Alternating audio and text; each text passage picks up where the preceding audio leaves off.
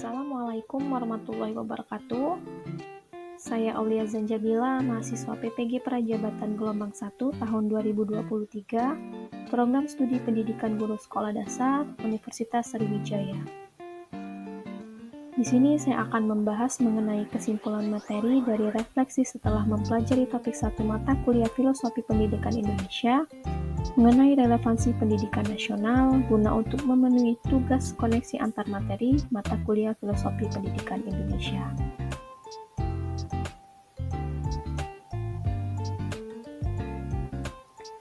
Raden Mas Suwardi Suryaningrat atau dikenal dengan Ki Hajar Dewantara. Ki Hajar Dewantara lahir di Yogyakarta pada tanggal 2 Mei 1889. Hari lahir beliau diperingati sebagai Hardiknas. Hardiknas merupakan bentuk untuk mengenang jasa-jasa beliau terhadap perjuangan pendidikan di Indonesia. Pada tahun 1959, atas jasa-jasanya dalam mengembangkan pendidikan di Indonesia, beliau dianugerahi gelar Bapak Pendidikan Nasional oleh Presiden Soekarno. Ki Hajar Dewantara menjadi sosok pemikir pendidikan Indonesia yang diteladani oleh para guru. Beliau menganalogikan pendidikan adalah tempat persemaian benih-benih kebudayaan, yang mana benih-benih kebudayaan itu ketika disemai, dirawat, dijaga, ditumbuh kembangkan dengan cara yang benar dan tepat, maka akan berperan membentuk sebuah peradaban baru. Peradaban yang tidak akan meninggalkan identitas aslinya sebagai bagian dari masyarakat dan bangsa.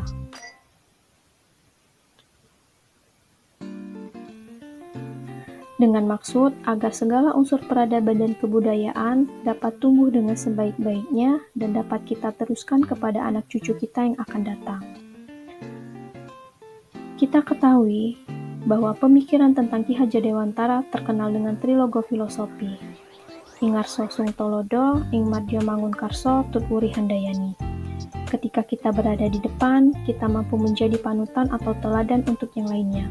Ketika kita berada di tengah, kita mampu membangkitkan semangat dan terus-menerus memotivasi terhadap yang lainnya. Dan ketika kita berada di belakang, kita mampu mendorong dan mendukung yang lainnya untuk maju dan berkembang. Atas pemikiran dari Ki Hajar Dewantara ini, banyak mempengaruhi pendidikan di Indonesia dari dulu hingga sekarang.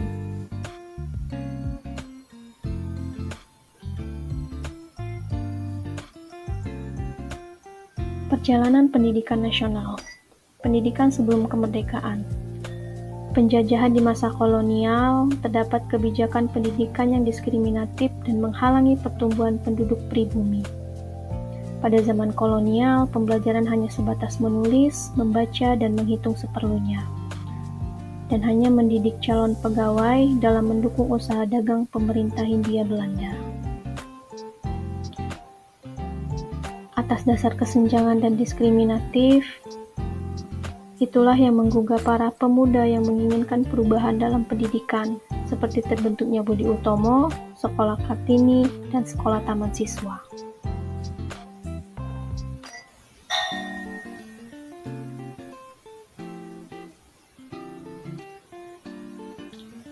Pendidikan nasional setelah kemerdekaan.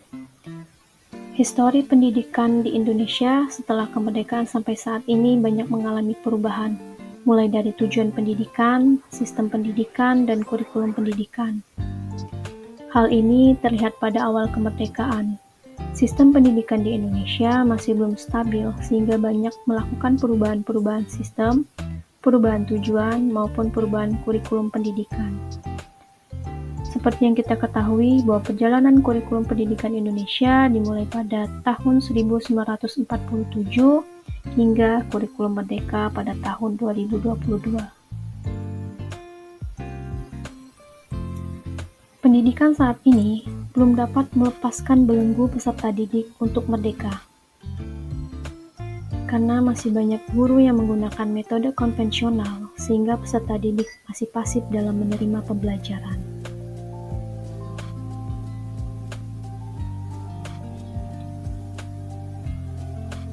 Refleksi pengetahuan dan pengalaman yang didapat mengenai perjalanan pendidikan nasional. Saya menjadi paham mengenai sejarah dan perjalanan pendidikan di Indonesia dari sebelum merdeka hingga setelah merdeka.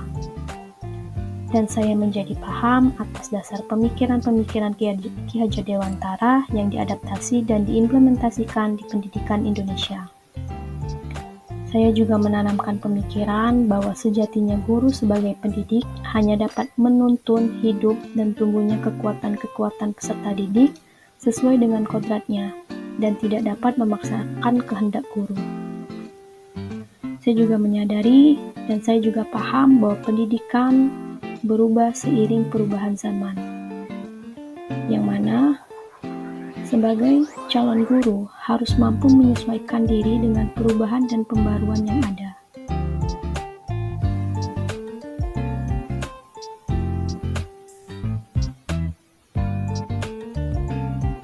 Ketika saya menjadi seorang guru, saya akan menuntun peserta didik untuk mengembangkan potensi-potensi yang dimiliki dan mengerahkan segala daya dan upaya saya untuk memajukan perkembangan budi pekerti, pikiran, dan jasmani peserta didik, agar peserta didik dapat memperbaiki perilakunya.